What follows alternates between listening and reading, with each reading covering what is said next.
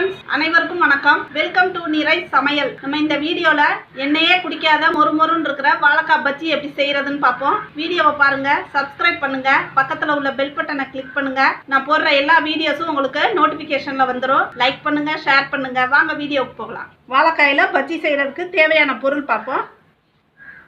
200 gram கடலை மாவு, 2 table spoon அரிசி மாவு, 1/2 டேபிள் ஸ்பூன் தனி மிளகாய் தூள், 1 டேபிள் ஸ்பூன் கறி மசாலா தூள், 1/4 ஸ்பூன் பெருங்காயத்தூள், 1/4 ஸ்பூன் மஞ்சள் தூள். நான் வந்து பஜ்ஜி கலர் பொடி கலக்கல, இயற்கையான மஞ்சள் தூள் கலருக்காக கலக்குறோம். 1/4 ஸ்பூன் சோடா மாவு. இது தேவையான அளவு உப்பு. இப்போ இதை எல்லாத்தையும் நம்ம மிக்ஸ் பண்ணணும். மாவு போடுறோம்.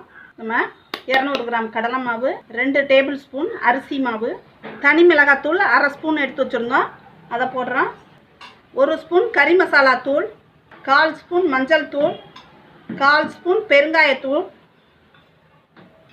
1/4 ஸ்பூன் வந்து சமையல் சோடா. கண்டிப்பாக இது போடணும். இப்போ நான் சொன்ன எல்லாமே போட்டிங்கன்னா டேஸ்ட்டாக எண்ணெய் குடிக்காமல் வரும். தேவையான அளவு உப்பு போட்டு நல்லா கலந்து விட்டுக்கோங்க. நல்லா கட்டி இல்லாமல் கலந்து விட்டுட்டு அதுக்கப்புறம் கொஞ்சம் கொஞ்சமாக நம்ம தண்ணி விட்டு இதை மிக்ஸ் பண்ணணும். கொஞ்சம் கொஞ்சமாக தண்ணி விடுங்க, தண்ணி கூட வந்துடக்கூடாது. இப்போ நம்ம இந்த மாவெல்லாம் மிக்ஸ் பண்ணி தண்ணி ஊற்றி கலந்தோம். இட்லி மாவு பதத்துக்கு இந்த மாதிரி நீங்கள் பாருங்கள், கொஞ்சம் கெட்டியாக இருக்கணும், இட்லி மாவு மாதிரி இருக்கணும். இந்த பதத்துக்கு கலந்து வச்சுக்கிடுவோம். இப்போ அடுத்ததான் நம்ம வாழைக்காயை ஸ்லைஸ் பண்ணிடலாம். வாழைக்காய் எடுத்துருந்தோம், அந்த வாழைக்காயில் தோலெல்லாம் சீச்சிட்டு நம்ம ஸ்லைஸ் பண்ணி வச்சுருக்கோம். ஒரு 15 ஸ்லைஸ் வந்திருக்கு. இப்போ நம்ம பஜ்ஜி எப்படி போடுறதுன்னு பார்ப்போம். வானலி நல்லா காயவும் நம்ம வாழைக்காய் பொரிக்கிறதுக்கு தேவையான ஆயில் விட்டுக்கோங்க. நீங்கள் எந்த ஆயிலில் பொரிப்பீங்களோ அதிலேயே பொரிச்சுக்கலாம். வாழைக்காய் பஜ்ஜி போட்டோன்னா வாழைக்காய் ஃபுல்லும் நம்மளுக்கு முங்கி இருக்கணும், அந்த அளவுக்கு ஆயில் போட்டுக்கணும். எண்ணெய் நல்லா காயணும். எண்ணெய் காயட்டும். நல்லா காஞ்சதுக்கப்புறமா சிம்மில் வச்சிடலாம். அடுப்பை சிம்மில் வச்சுட்டு இந்த ஸ்லைஸ் பண்ண வாழைக்காய் இப்படி எடுக்கிறோம். நம்ம வாழைக்காயை 2 பக்கமும் நல்லா டிப் பண்ணிடுறோம். டிப் பண்ணி இந்த வடிகிறதை வடிச்சு விட்டு இப்படி போடுங்க. அந்த சட்டியில் எத்தனை போட முடியுமோ நீங்கள் போடலாம்.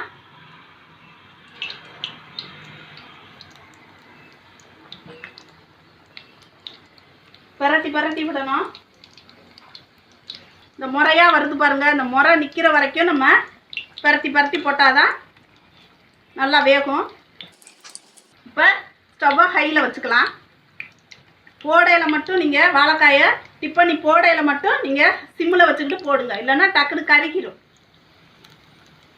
இப்போ நல்லா உப்பி வருது பாருங்கள். இப்படி பரட்டி விட்டுக்கோங்க. பரட்டி விட்டு அந்த பபிள்ஸ் வருது பாருங்கள், முறையாக வருது பாருங்கள், அது கொஞ்சம் கம்மியாகிடுச்சுன்னா பஜ்ஜி வெந்துருச்சுன்னு அர்த்தம். அந்த ஸ்டேஜில் நம்ம எடுத்துடலாம். இப்போ பஜ்ஜி நல்லா வெந்துருச்சு. இப்போ எடுத்துடலாம். நல்லா எண்ணெய் அப்படி வடிய விட்டுருங்க. வடிய விட்டுட்டு பரிமாறிடலாம். சுவையான வாழைக்காய் பஜ்ஜி, எண்ணெய் குடிக்காத மெதுவான, வெளியில் வந்து கிறிஸ்பியாக இருக்கும், உள்ளே சாஃப்டாக இருக்கும். இப்போ பாருங்கள் எவ்வளோ சாஃப்டாக உள்ளே இருக்குது பாருங்கள். இந்த மாதிரி எண்ணெய் குடிக்காத பஜ்ஜி செஞ்சாச்சு. அதுக்கு தொட்டுக்க தேங்காய் சட்னி, அருமையான காம்பினேஷன். இப்போ பஜ்ஜி மாவு நீங்கள் மிக்ஸ் பண்ணையில் தண்ணி வந்து நான் சொன்ன பதத்துக்கு வச்சுக்கோங்க, அப்போ தான் இந்த மாதிரி பஜ்ஜி கிடைக்கும். வீடியோவை பாருங்கள். தேங்க்யூ.